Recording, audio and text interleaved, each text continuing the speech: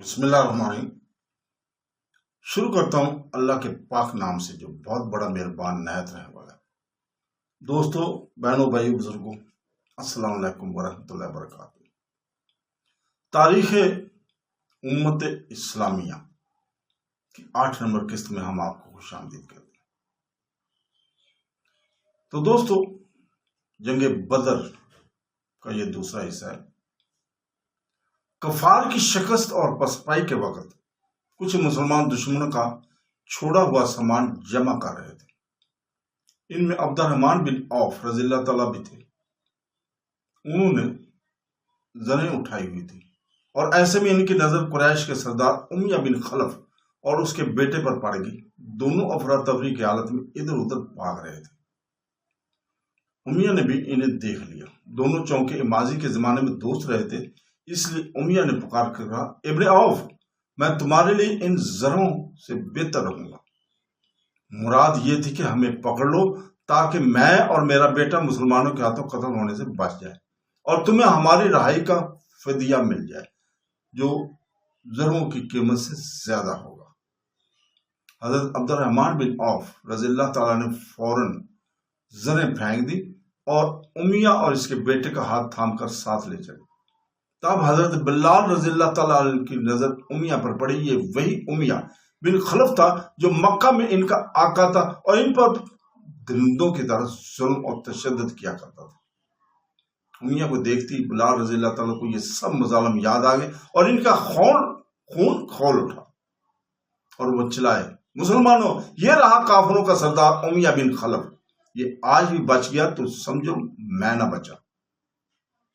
حضرت عبد الرحمن بن عوف رضی اللہ تعالیٰ حیران ہو کر بولے، بلال، یہ میرے قیدی ہیں، کیا تم انہیں قتل کرو گے؟ مگر حضرت بلال رضی اللہ تعالیٰ توجہ نہ دی اور پکارتے رہے، انصاریوں، اے اللہ کے دین کے مددگار، یہ رہا کافروں کا سردار امیہ بن خلف، یہ آج ہی بچ جائے تو سمجھو میں نہ بچا۔ انصار جو پہلے ہی بھاگتے کافروں کو مار رہے تھے دوڑے اور امیہ اور اس کے بیٹے پر ٹوٹ پڑے اور ادھر حضرت بلال رضی اللہ تعالیٰ نے بھی تلوار سونت کر امیہ پر وار کر دیا۔ تلوار اس کے بدن پر زخم لگائی گئی اور وہ چیخ مار کر گر پڑا۔ عبد الرحمن بن عوف رضی اللہ تعالیٰ قیدیوں کو بچانے کے لیے ان پر اوندے چوک گئے، مگر انصاریوں نے دائیں بائیں سے تلواریں چبو کر باپ بیٹے کو موت کے گھاٹ اتار دیا۔ اس طرح مکہ کے مظلوم غلام نے اپنی اذیت اور تشدد کا پورا بدلہ بدر کے میدان میں لے لیا۔ حضرت عبد الرحمن بن عوف رضی اللہ تعالیٰ عنہ جو امیہ اور اس کے بیٹے کو بچاتے بچاتے خود بھی زخمی ہو گئے تھے، بعد میں یہ واقعہ یاد کر کے کہا کرتے تھے، اللہ بلال پر رحم کرے، ان کی وجہ سے میری زریں بھی گئیں، قیدی بھی گئے اور زخم اللہ کھائے۔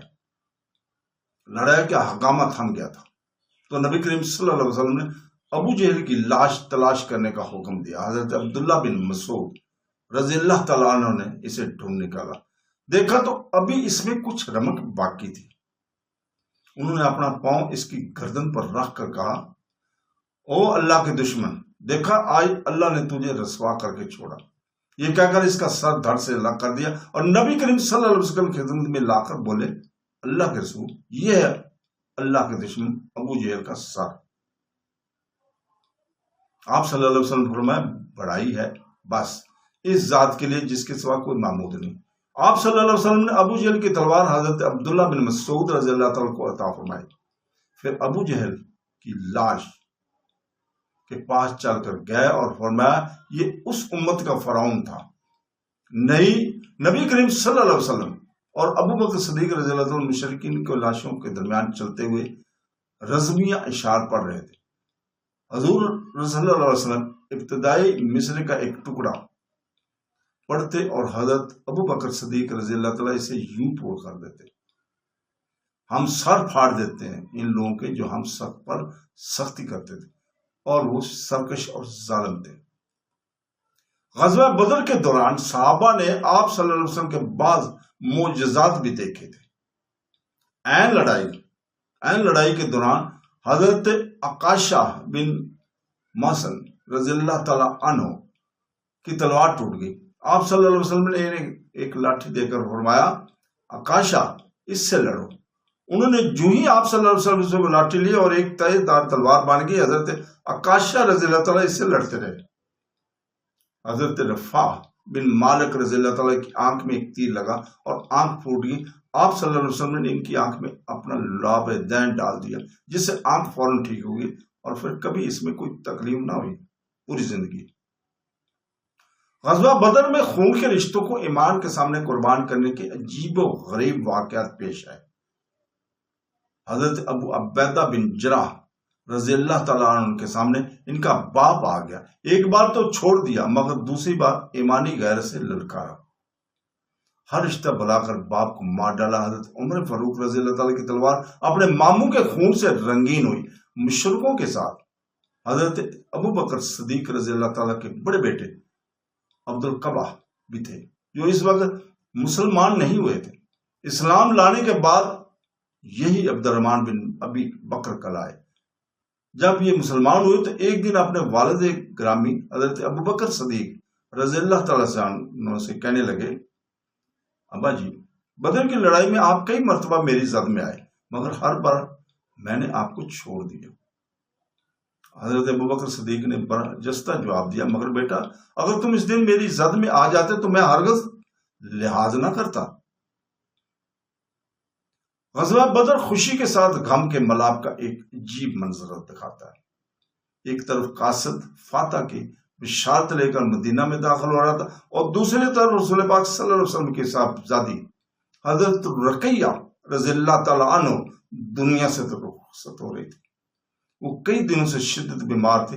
حضور پاک صلی اللہ علیہ وسلم نے ان کے خاوند حضرت عثمان غنی رضی اللہ تعالیٰ کو ان کی تیمارداری کے لیے مدینہ منورہ میں رہنے کا حکم دیا تھا، ورنہ وہ خود جہاد میں جانے کے لیے تیار تھے۔ نبی کریم صلی اللہ علیہ وسلم تکبیریں بلند کرتے صحابہ کے ساتھ مدینہ منورہ میں داخل ہوئے تو آپ کی لاڈلی بیٹی کو بقیع کی ٹھنڈی خواہ میں دفن کیا جا رہا تھا۔ اس دوران جب مدینہ کے باشندے فاتح لشکر کا نہایت گرمجوشی سے استقبال کر رہے تھے تو ایک اور خبر سنائی جا رہی تھی، جو جزیرت العرب سے باہر کی دنیا سے بھی کسی کا کایا پلٹ سے کم نہ تھی۔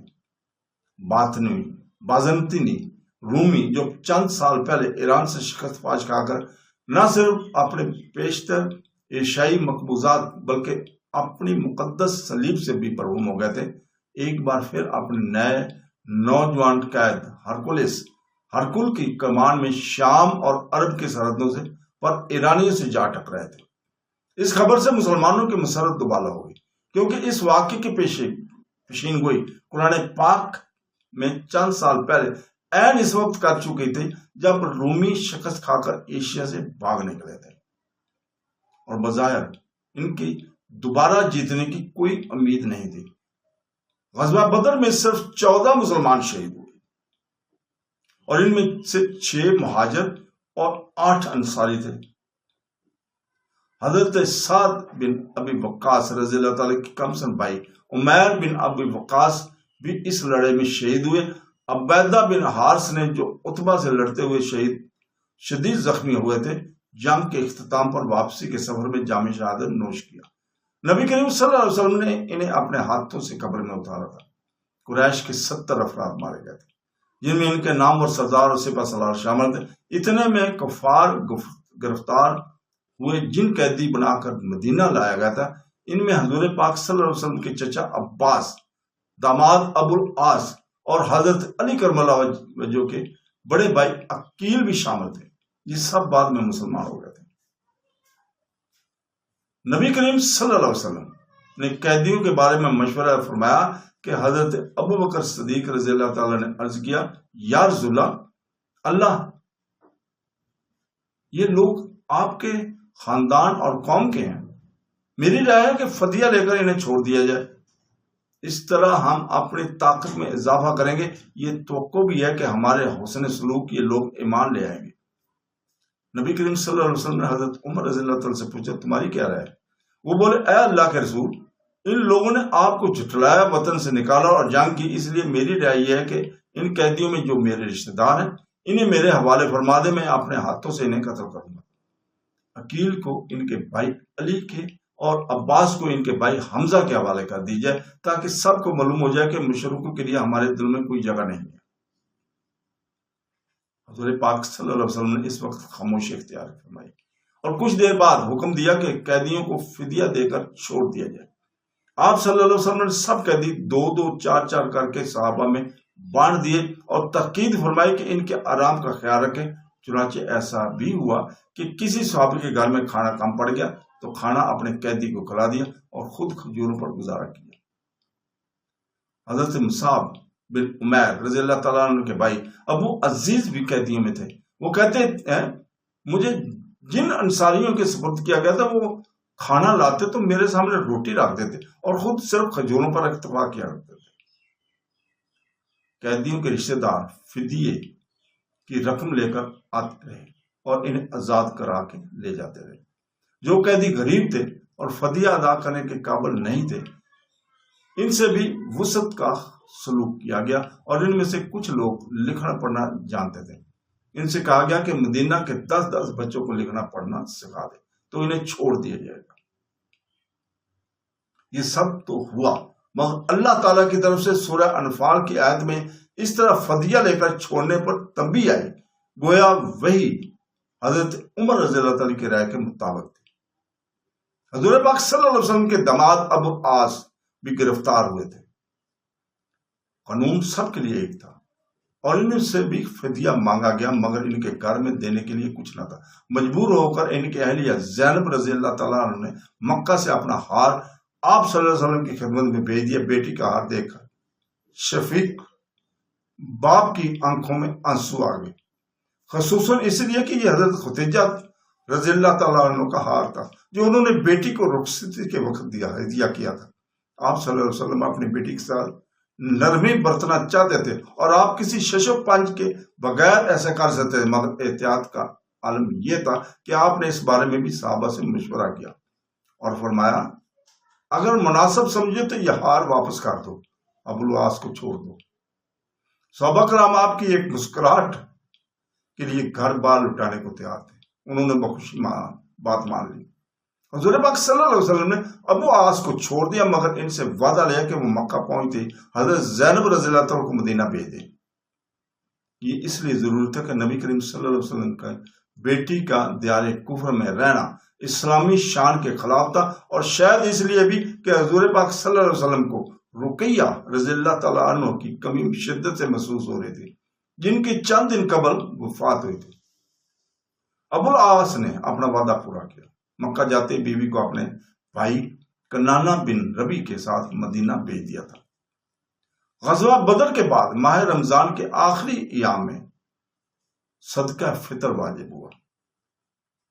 حضور پاک نے 27 رمضان المبارک کو صحابہ سے خطاب کر کے حکم دیا کہ نماز عید سے پہلے کھجور، کشمش یا جو میں سے کسی ایک جنس کا 1 سا یا گندم کے 2 مد تقریباً 2.25 کلو صدقہ فطر میں ادا کیے جائیں تاکہ فقراء مستفیض ہو جائے۔